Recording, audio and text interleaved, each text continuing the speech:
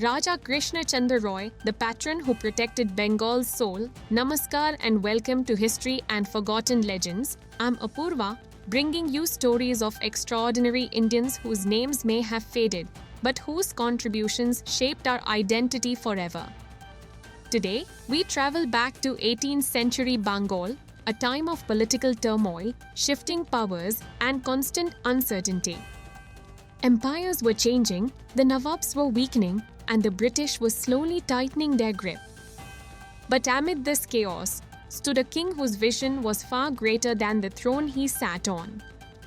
Raja Krishna Chandra Roy of Nadia. To many, he was a Smindal. To Bengal, he was a guardian of its culture, its language, its very soul. Raja Krishna Chandra wasn't a warrior king. He was something far more powerful during dark times.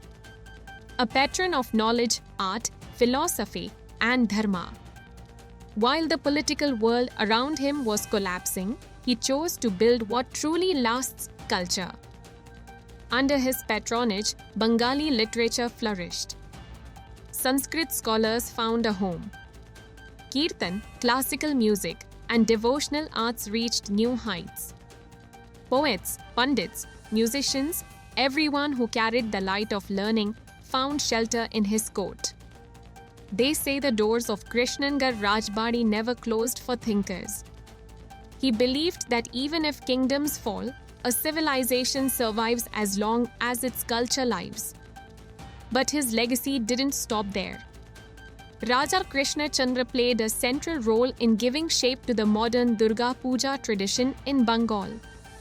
At a time when social gatherings were restricted and political tensions were rising, he transformed Durga Puja into a celebration of unity, identity, and community pride.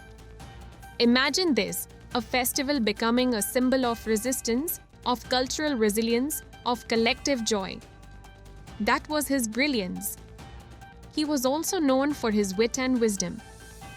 Folktales mention his friendship with Gopal Bhar, the legendary court jester whose stories still bring smiles to Bengali households. Together, they created a cultural legacy of humor, intellect, and humanity. Raja Krishna Chandra's reign proves one simple truth: when power fades, culture remains. When kingdoms collapse, identity survives. And when history forgets, legends whisper.